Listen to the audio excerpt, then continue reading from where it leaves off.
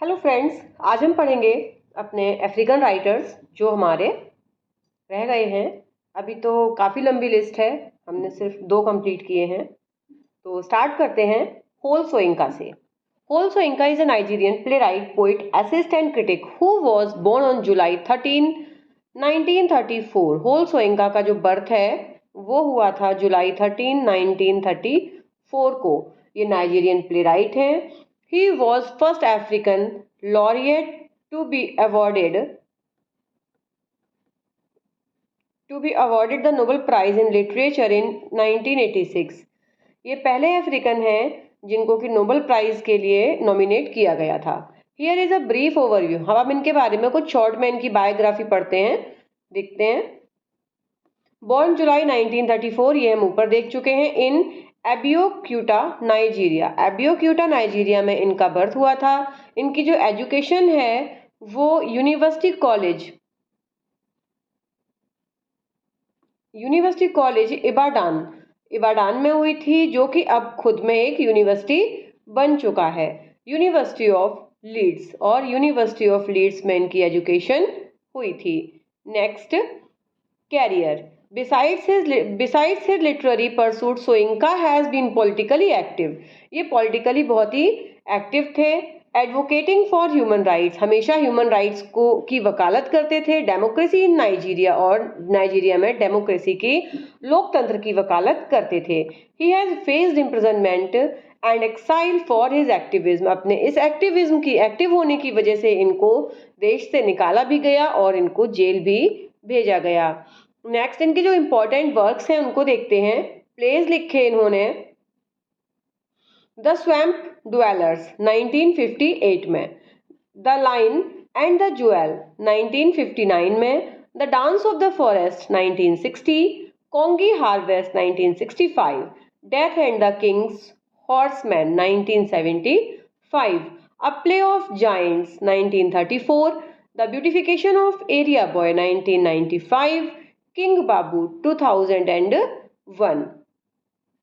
Death and the King's Horseman is one of his most acclaimed plays, drawing on Yoruba mythology। ये वहाँ की एक कल्पनात्मक mythology है, Yoruba mythology. Addressing themes of rituals, जिसमें कि जो प्रथाएं हैं और जो हमारे रिचुअल्स होते हैं वो सब इसमें फॉलो किए जाते हैं। नेक्स्ट, पोइट्री इन्होंने कौन सी लिखी? Poetry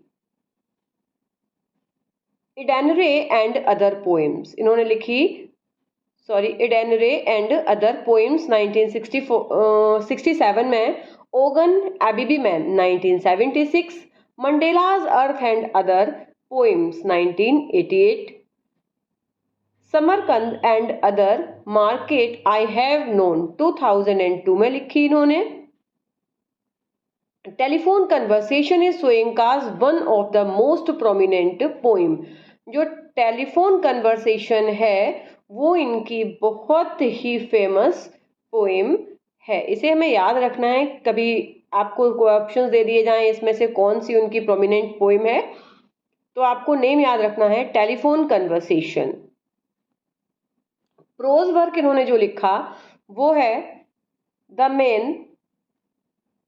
man died, prison notes of Wole Soyinka 1972 में लिखा।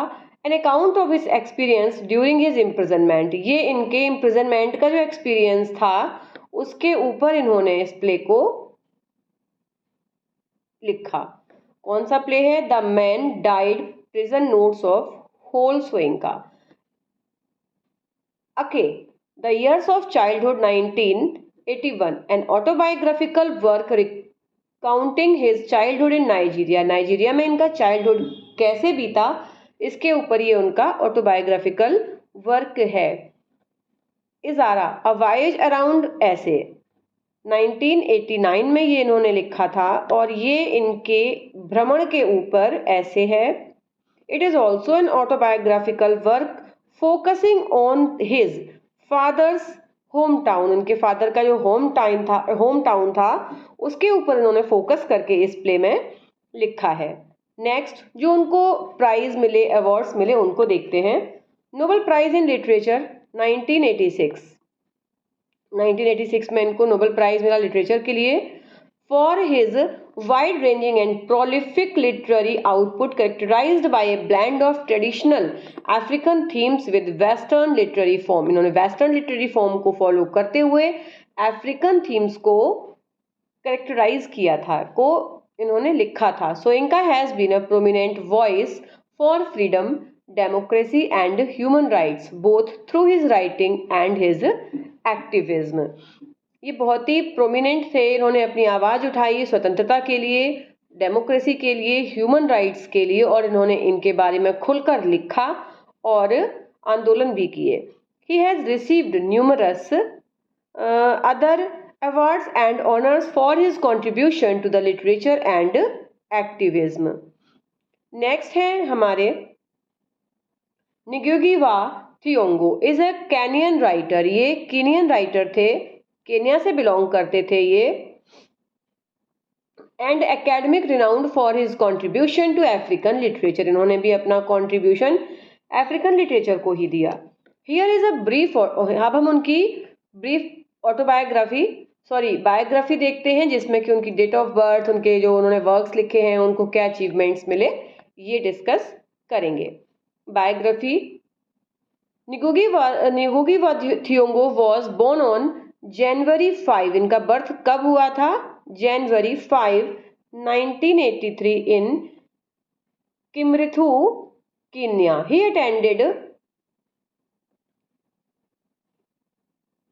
attended Makerere University in Uganda and the University of Leeds in England. इससे पहले हमने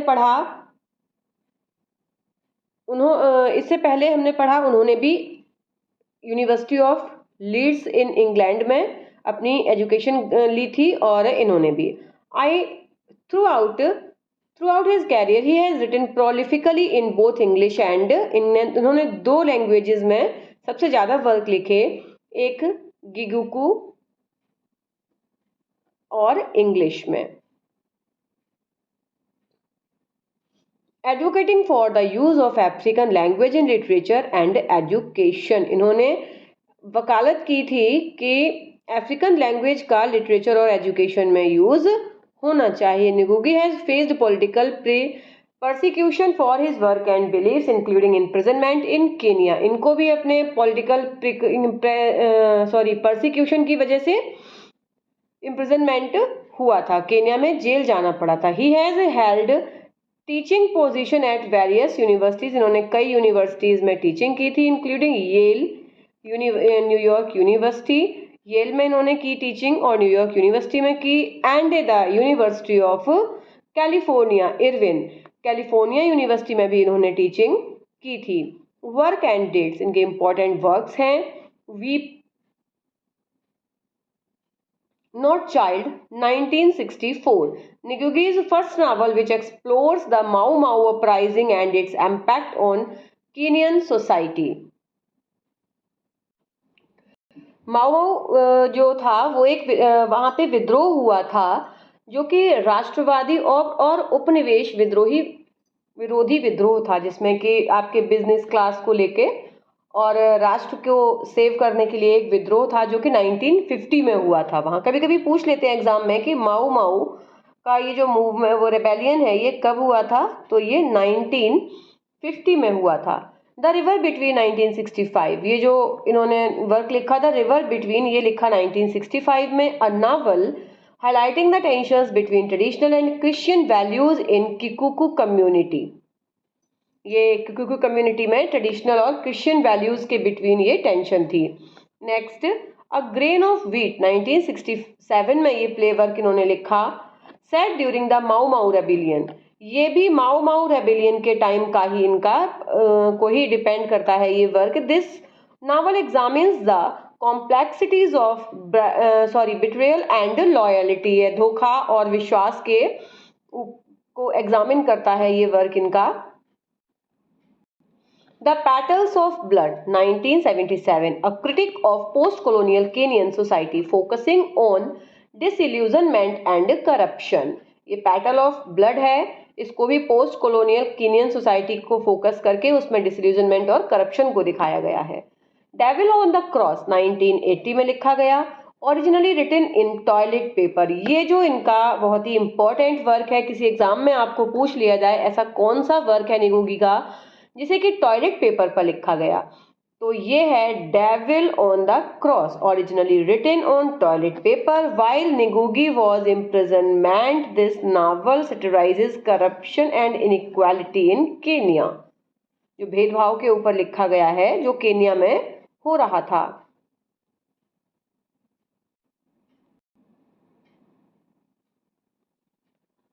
मातीगरी, ये 1986 में लिखा गया।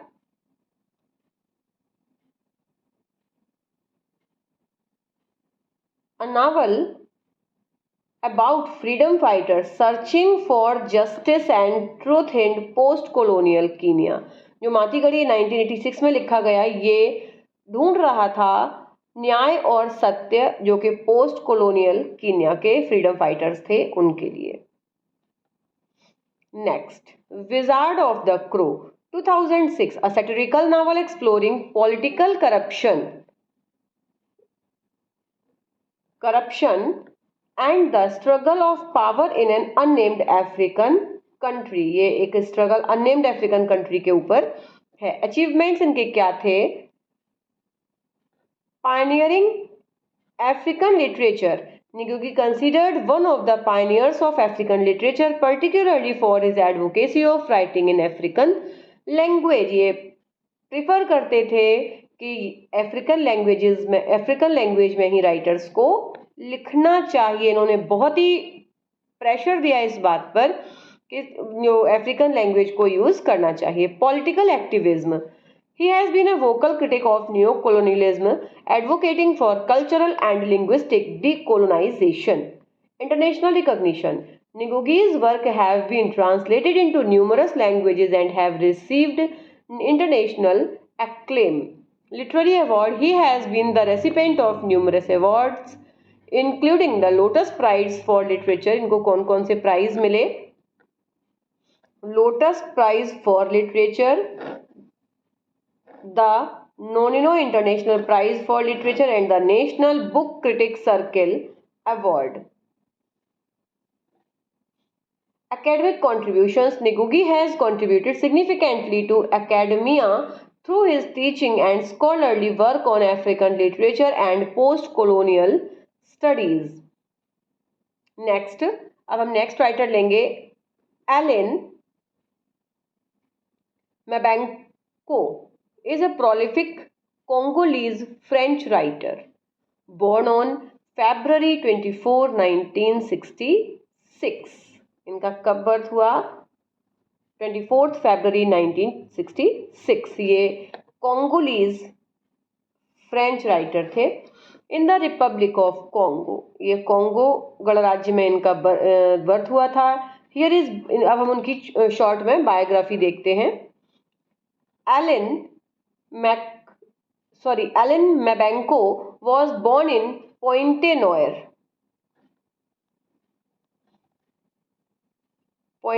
Republic of Congo. इनका ये प्लेस है पोइंटे-नॉयर, जहां पे इनका बर्थ हुआ था। He studies law and literature in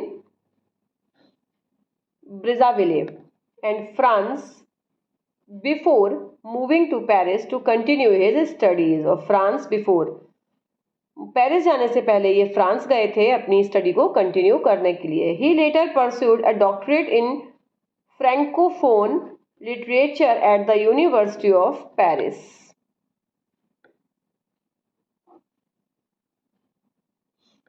Mabanko has taught literature in various universities in France and United States। इन्होंने फ्रांस और यूनाइटेड स्टेट में कई यूनिवर्सिटीज में लिटरेचर में पढ़ाया। Works and dates,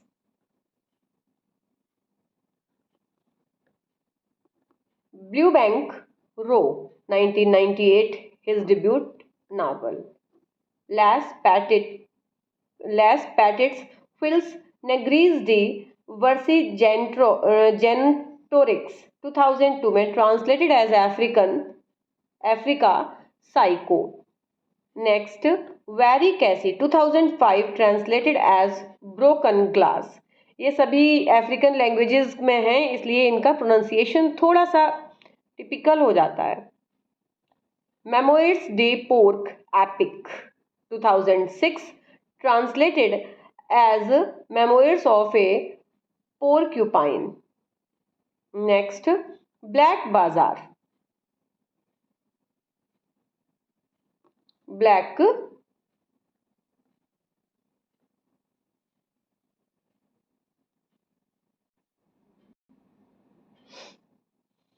Bazaar 2009 translated as Black Bazaar. Remain Jauria Winged Ants 2010 में लिखा गया translated as Tomorrow I will be 20. इसको ट्रांसलेट करते हैं Tomorrow I will be 20. ये इसका मीनिंग है. Patatis Piment 2015 में ट्रांसलेटेड एज इसको black Moses. Lumieres de Pointe Noire 2013 में translated as the light of Pointe Noire. Next, रिम्यूअर्स डी एमरिक्यू 2019 his latest work. Next, achievements in literary field. Mabanco has received numerous prestigious literary awards, including the Prix Renaudot in 2006 for Memoirs de Porc Epic. He was listed as one of the 100 most influential Africans by New African magazine in 2011. Next, Mabanco's work are celebrated for their exploration of African identity, colonialism and post-colonialism, often infused with humor and satire. He is considered one of the leading voices in contemporary Francophone literature and has been compared to renowned authors like Chinua Achebe and Amy Cizeri. ये Chinua Achebe और Amy Cizeri की तरह ये बहुत ही famous हुए थे. अब इसके बाद है हमारे नेंडाइन गॉर्डिमर. इनको हम नेक्स्ट वीडियो में करेंगे. तब तक आप एक हमारे हैं क्या कहते हैं नुगुगी, मैबोंको और सोइंका, इनकी एक रिवाइज कर लीजिए और इनके हम MCQs भी बहुत जल्दी अफ्रीकन लिटरेचर के लेके आएंगे. तब तक हमारे चैनल पर लगातार बने रहिए और चैनल को लाइक शेयर एंड सब्सक्राइब ज़रूर करिए. अब ये वीडियो आपको कैसा लगा कमेंट में ज़रूर बताएं. Thank you.